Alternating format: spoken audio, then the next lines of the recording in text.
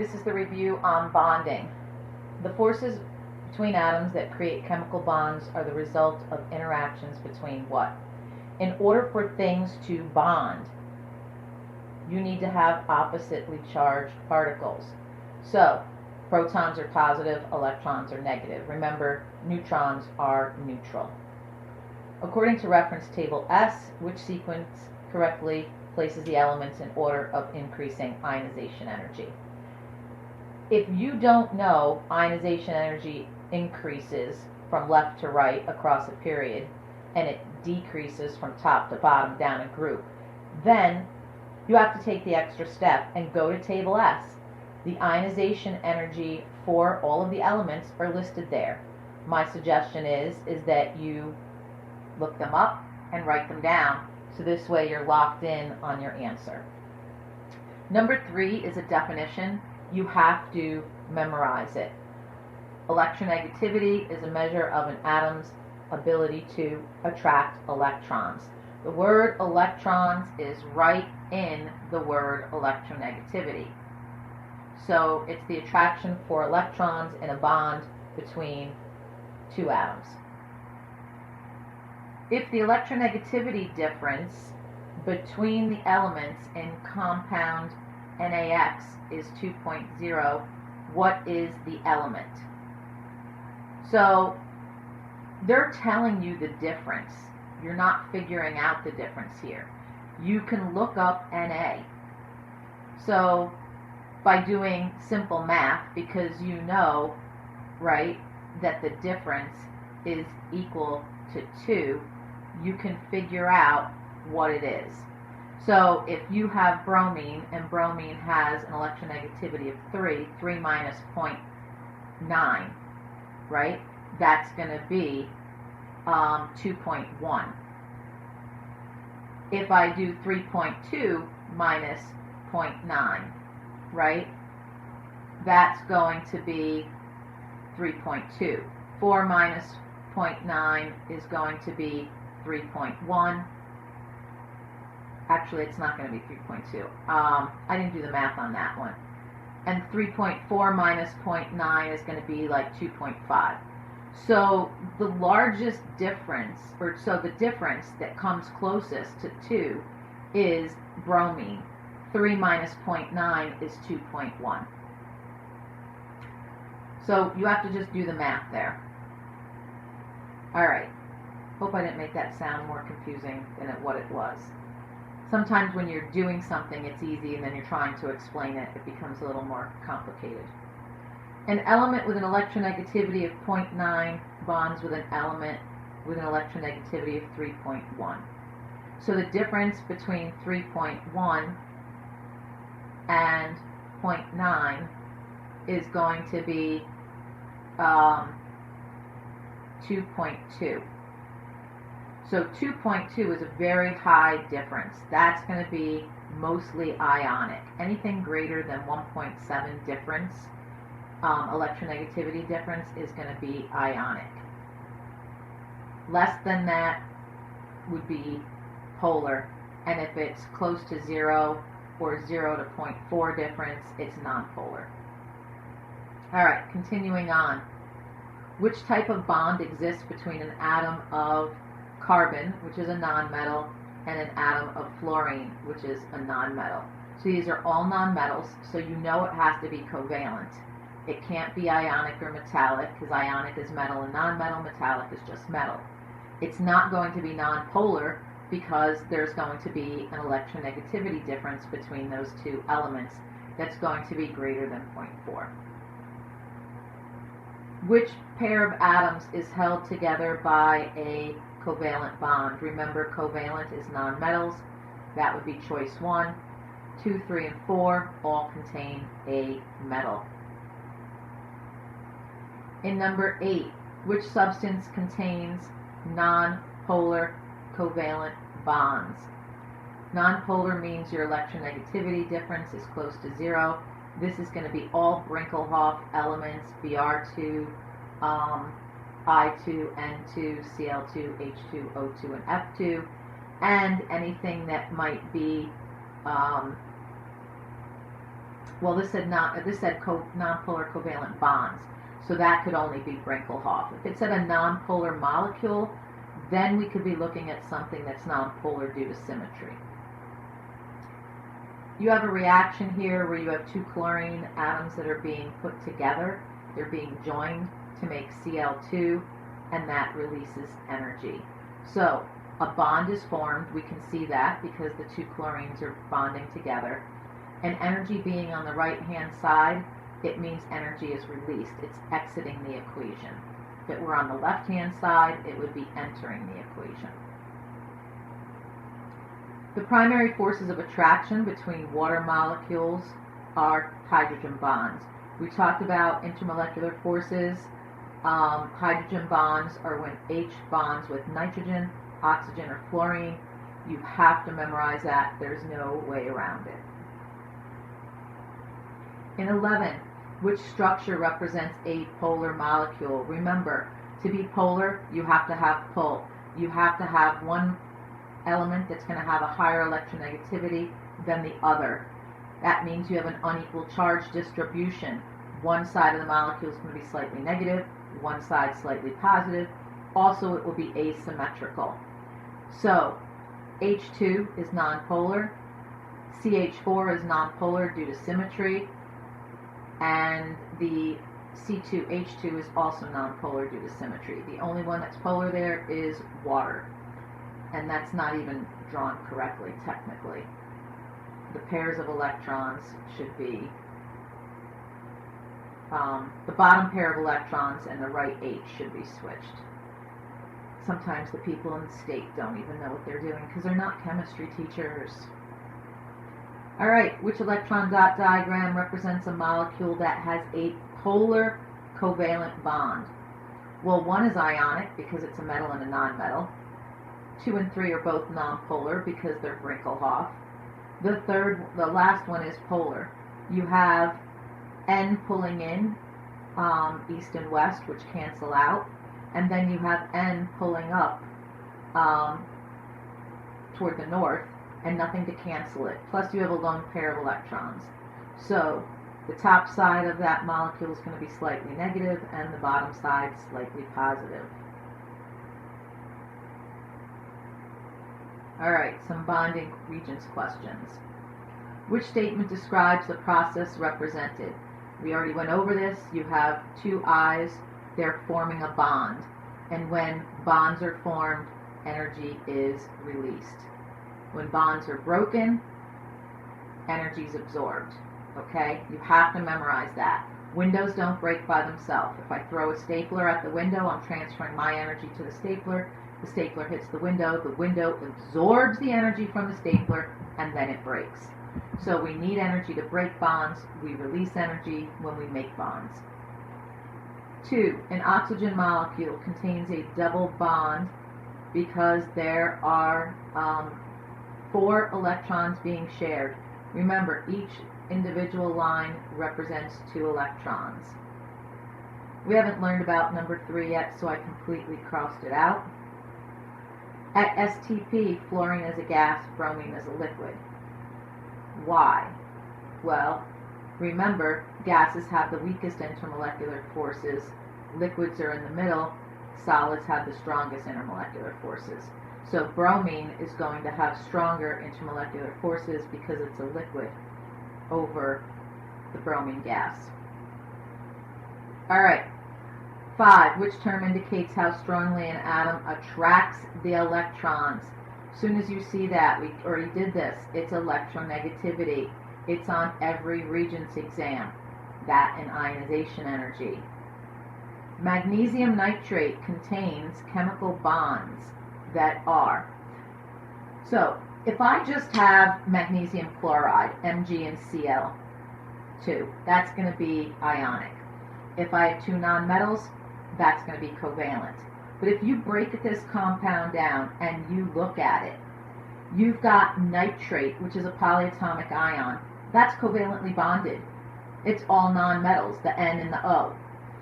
When the magnesium bonds to that nitrate polyatomic, it's transferring 2 electrons to the nitrate.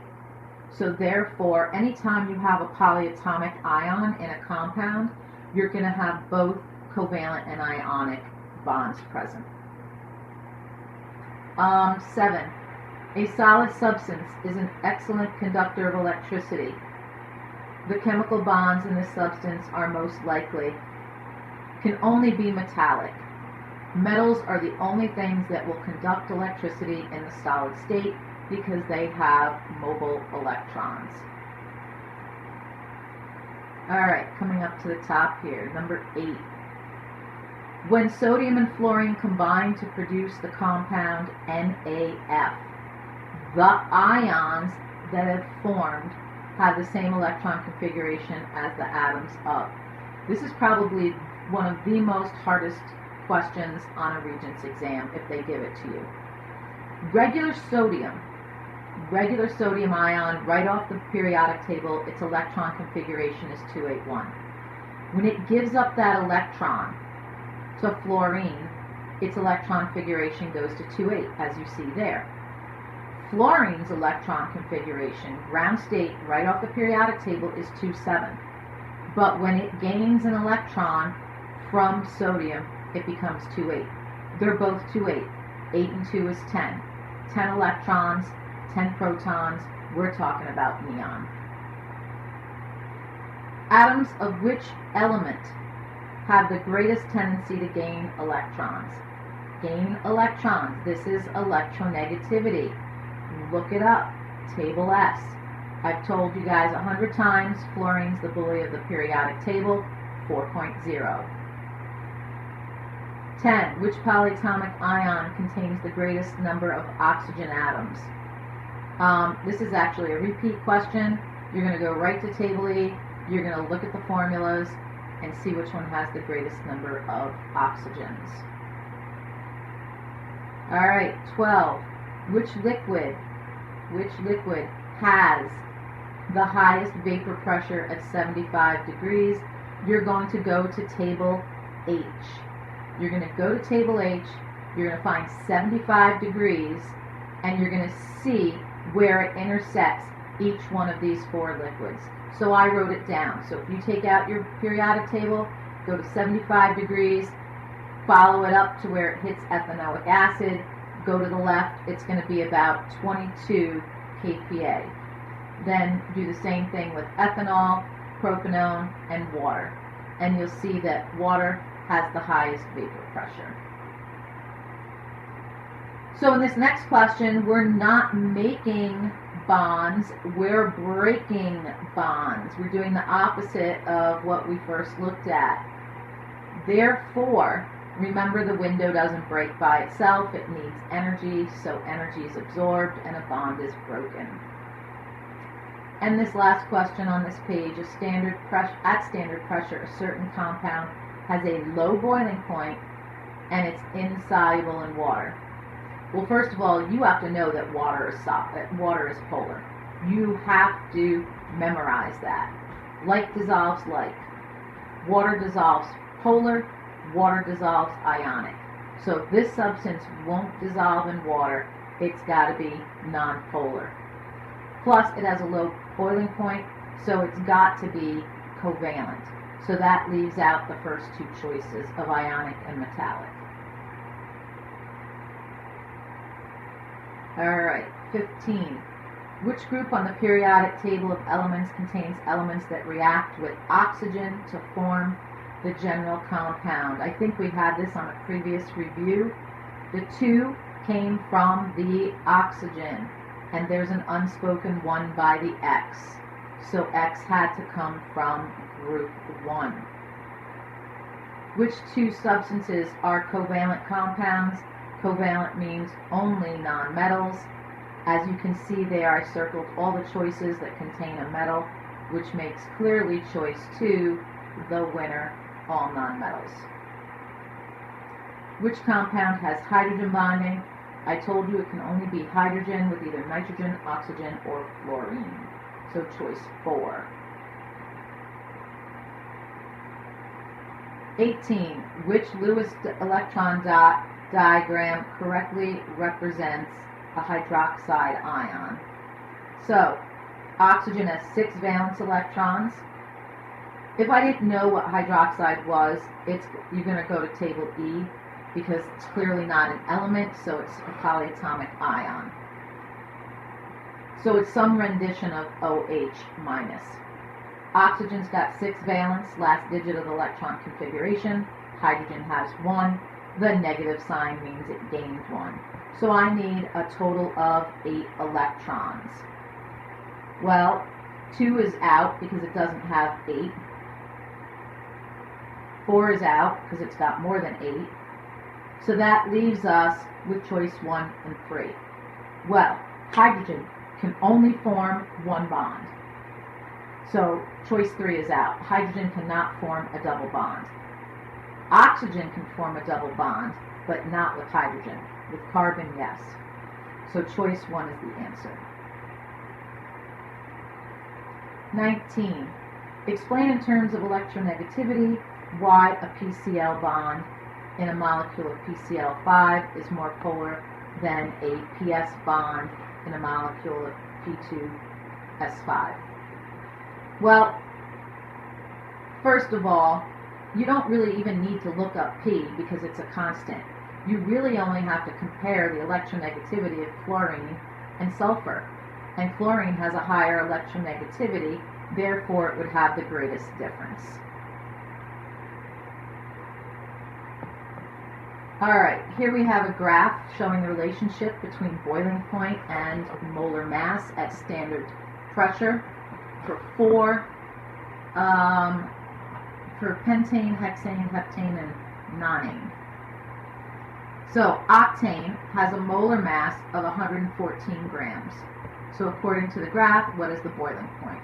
So all I did was find 114 on the x-axis, go up to where it intersected the line, and went to the left and read that. State the relationship between molar mass and the strength of intermolecular forces for the selected alkanes. So, as molar mass increases, you can see the boiling point increases. This is a direct relationship. It's just understanding the graph that you're looking at. The particle diagram below represent the reaction between two non-metals. That's key. A2 and Q2. So they're diatomic, and it says, using the symbols A and Q, write the chemical formula for the product. So if you look at the product, you have one A attached to two Q's. So it's a 1-to-2 ratio, A, Q, 2. That would be the formula of the product. Identify the type of chemical bond. Up here they said it was two nonmetals. That means it's got to be covalent. Compare the total mass of the reactants to the total mass of the products. Law of conservation of matter tells us matter can't be created or destroyed, simply rearranged. On the left in the reactants, we have a total of 4 A's and 2 Q's. And on the right, we have a total of 4 A's and 2 Q's. Explain in terms of molecular structure or distribution of charge why a molecule of methane is nonpolar. Now, if it were the midterm and you were given this question, we would give you the chemical formula. If it's the end of the year after we've covered organic, then you would have to know what methane is. But methane is CH4, it is symmetrical in shape, and it has an equal charge distribution.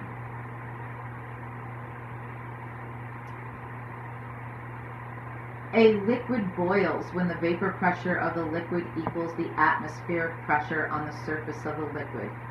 Using reference table H, determine the boiling point of water when the atmospheric pressure is 90. So basically you're going to go to table H, you're going to find 90 kPa on the y-axis. You're going to go to the right, see where it intersects water, and you're going to go down, and that's going to be about 97.5 degrees. because we know that water boils at 100 degrees at standard pressure, which is 1 atmosphere or 101.3 kPa. So it should make sense that if we're only at 90 kPa, that the boiling point would be a little bit less. So I didn't graph this. I'm just showing you what you would be given graph paper in your exam. So basically, you can read all this background information. They want you to plot the data, right? So water temperature is going to be on my x-axis, that's the independent variable. That's what I can control. Surface tension is dependent on water temperature. That would be on the y-axis. So basically, once you've graphed this, you would use your graph and you'd go to 60 degrees and you would read this. Mine is completely off, okay? Mine is really off. But if you were to graph this, you should get about 66.1. And that's because I didn't use graph paper. I'm just kind of walking you through the steps of what you would do. State the relationship between surface tension and the temperature of the water. So I can look at my data to determine that. I can see I'm starting at 10 and my surface tension is 74.2, and when I get to 100 degrees, my surface tension is 58.9. So as my temperature is increasing, my surface tension is decreasing. The surface tension of liquid tetrachloromethane, CCl4, at 25 degrees is 26.3 millinewtons per meter. Compare the intermolecular forces between the molecules of CCl4 to the intermolecular forces between molecules of water at 25. So I'm going to go to my chart, and at 25 degrees, my data table says that the surface tension of water is 72. So water has greater intermolecular forces because it has a greater surface tension, right? It's higher, 72 compared to 26.3. So that's all you had to do there. And that is the end of bonding.